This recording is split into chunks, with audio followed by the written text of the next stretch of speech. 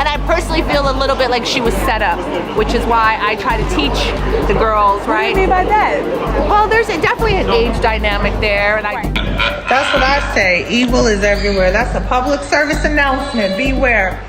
Y'all, this Diddy case is starting to look more like a family issue because it looks like Diddy found ways to insert his kids into almost every area of his illegal enterprise. We know this because Kimora Lee, aka Kim Porter's best friend, is now coming forward with the truth about how Diddy exploited Kim's kids after she passed away, especially the twins Jesse and D'Lila. He apparently did them so dirty that those poor girls are now traumatized, and it's going to take years and years of therapy for them to be able to live their lives normally again. But even if they can't speak up for themselves yet, their late mother's best friend Kimora is not going to allow Diddy get away with what he did with those girls. Chile, Kimora is not holding back. Streets are saying if nothing else sends Diddy to prison, what Kimora is exposing will definitely get him locked up. But did Diddy really exploit his own daughters for personal gain? And what does Kimora really know about all this? Let's break it down. So, it's no news now that Diddy might be spending all the time leading up to his trial in prison. At first, it looked like he was going to get bail and at least get to stay at home and sleep in his own bed.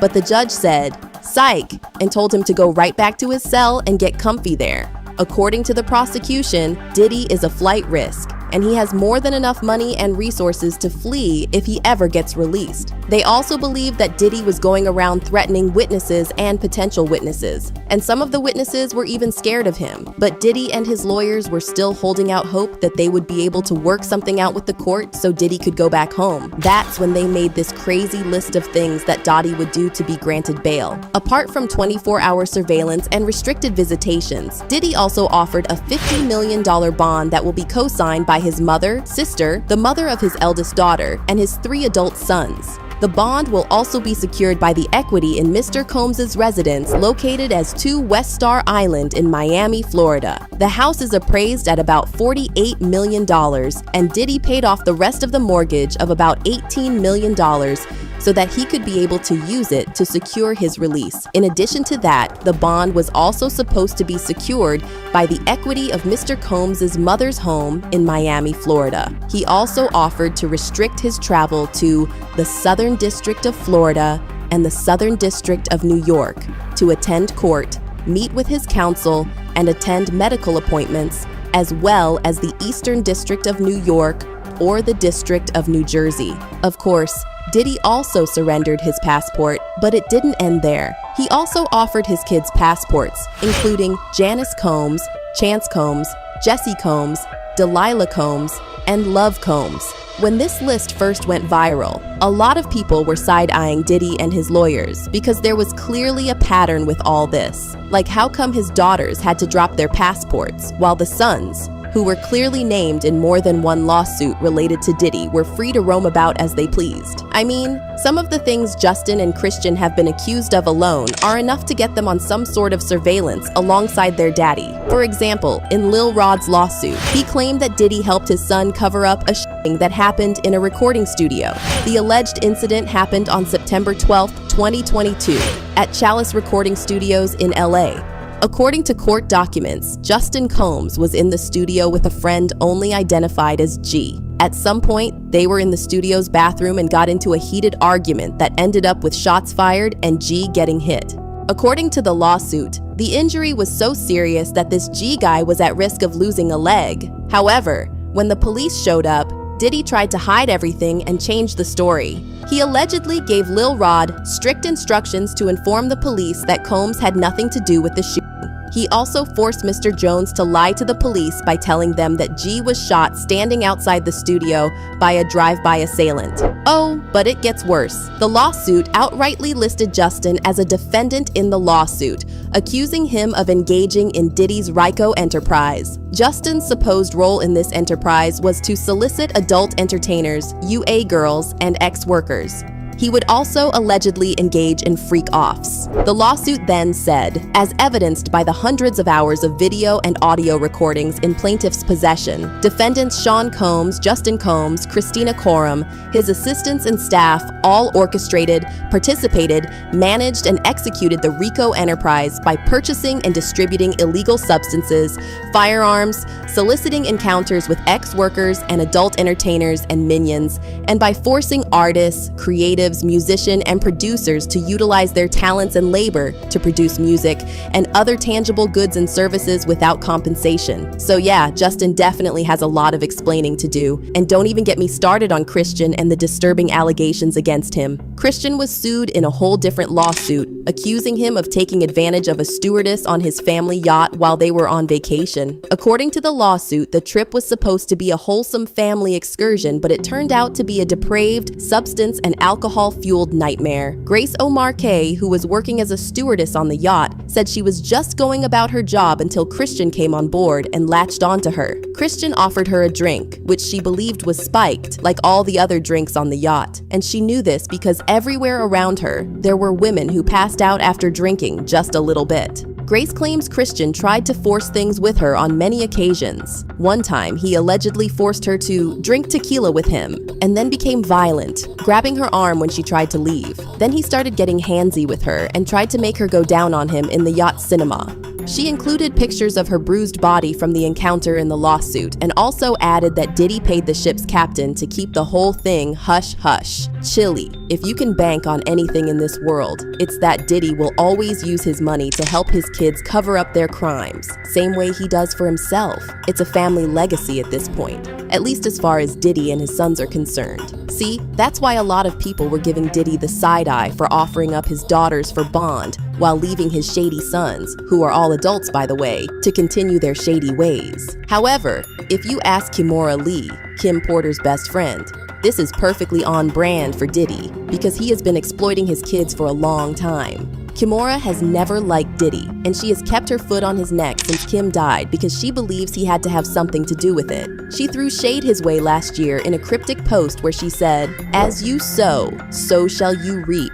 Now we know Kimora didn't like Diddy, but folks found the timing of that post interesting because it was around the time that Cassie filed her lawsuit against Diddy. Rumors started circulating that Kimora felt triggered by Cassie's lawsuit because the things Cassie described were almost exactly the same as what she saw Kim go through. It was also kind of similar to her own struggles when she was married to Russell Simmons. Kimora has opened up about Russell Simmons being abusive with her and her daughters Aoki and Ming, and how she had to leave the marriage for her own safety. So, when Cassie described feeling afraid for her life in her relationship with Diddy, it hit close to home. Y'all already know the horrific details of Cassie's lawsuit, the violence, the freak-offs, the manipulation, the alcohol and substances she was made to consume, and the fear she lived with almost every day of her life for over a decade. But what's scary is that Kimora believes Kim went through the same things, if not worse, because Kim also had to bring up her kids while trying not to get unalived by their father. It was obvious that Kimora had questions about Kim's death from the beginning. Just 3 days after Kim passed away, Kimora made a statement where she said, "At your homegoing celebration today, it became all too real that you are not coming back. I cannot stop crying, but I will be strong for you. Gone way too soon. What the F? I am in shock. To my beautiful friend and sister, I love you." This is unbelievable. When I first heard the news, I was angry that someone would play such a stupid joke. They said you were in your room sleeping. Aoki and I rushed to your house to tell you to get up and come outside. But as soon as I arrived, I realized you would not come. Kimora continued, "Every room I walk into now I think, okay, I will just go and get Kim. But I see that I cannot. This is all too close and too sad. Your light was a beaming beacon for so many. You are a whole mood. You are a girl's girl, which is why we've always stayed close always." Now, here comes that part that really got people talking. Kimora said, "We are so alike in so many ways. We shared clothes, food, attitudes, friends, enemies, the greatest happinesses and the worst sadnesses. We've been married, given birth, raised families, gotten divorced, experienced death, and everything in between together. You are a great mama. Between us, we have 8 kids who are all cousins. We are and will always be a family. I will look after yours. and you will look after and guide us all. On the surface, it pretty much just seems like a woman grieving the loss of her friend, but when you read between the lines, it suddenly takes a pretty dark turn. You know how Kimora said she couldn't believe it when she heard Kim had passed away? Well, she wasn't alone. Almost everyone in Kim's inner circle believed something wasn't adding up about Kim's passing, because she did not appear to be that ill at all. The official autopsy report said Kim died from lobar pneumonia. But think about it, guys. How does a woman in Kim's position and with all her resources just up and die from pneumonia? It just doesn't make sense. Until today, no one can explain why Kim wasn't in the hospital if she was that sick in the first place. Well, except she wasn't that sick. According to Jaguar, that pneumonia angle doesn't add up at all, and it seems more like a carefully orchestrated plan to take Kim out and make it look like it was pneumonia. Kim died from pneumonia, but there's the first coroner's report that said that she died. It was ruled a homicide. They found toxins in her body to prove that she had been poisoned. You know, they have poisons that create heart attack and pneumonia-like symptoms. And Jaguar also implied that Kim might have been taken out because she was planning to expose Diddy in a tell-all book she was writing. You want to know what they all had in common, though? The survivors and the late of Uptown Records, they were all writing tell-all books. Andre was writing a book right before he died. Heavy D was working on a book before he died. Kim Porter was working on a book before she died. And Al B. Sure was working on the documentary of his life. And then he goes into it. After Kim passed away, nobody could answer the question of where the manuscript for the supposed tell-all book she was writing went. It was almost like the book just completely disappeared off the surface of the earth. However, there were whispers circulating that Kim gave the manuscript to some of her close friends, like Kimora, and these rumors got more heated when an anonymous source leaked some excerpts from the alleged manuscript. The excerpt describes how Diddy flew into a rage because he thought Kim was seeing another man when, in reality, she was just meeting with a producer to discuss a potential gig. The whole thing started after Diddy found out some man had sent her flowers, and he started yelling at her trying to find out who sent them. Kim didn't have answers to his questions, but that only seemed to make him angrier. Kim wrote, "He threw the attached card at me. I picked it up to read it. He slapped me so hard I hit the ground." Sean yelled, "Who the F were you with the other night?" I looked down at the card that was lying next to me, and it read, "The other night was amazing. We must do it again." He then threw the flowers at her and yelled, "That's not how this works. You have my child. You don't touch anyone unless I allow it." Then he picked up the coffee mug and slammed it against the wall. Coffee flew everywhere as he yelled, "Who the F this dude think he is?" Kim tried to explain that it was nothing, just coffee with the producer who wanted to work with her. Plus, she was allowed to see other men because he was also seeing other women. But Diddy just wasn't having it. He flew into a blind rage and attacked Kim. The manuscript read, "And then, out of nowhere, he hit me with a chair. I don't remember anything after that until I woke up in a hospital room. My arm was in a cast, hanging from a sling. My face hurt. My eyebrow was in immense pain, as was my lip. As I came to, the first face I saw was of the man that put me here." According to the manuscript, Diddy then tried to gaslight her and started swearing up and down that it was a mistake. "I was just so jealous. You know how I am. I'm sorry, baby. I promise I'll never put my hands on you again." He was going to make me look crazy. They were going to believe him. He was a kingpin. Then she wrote, "Diddy spent the next 6 months helping me heal and working his way back into my life and into my bed. I was so stupid. And of course, I wasn't cast for either movie.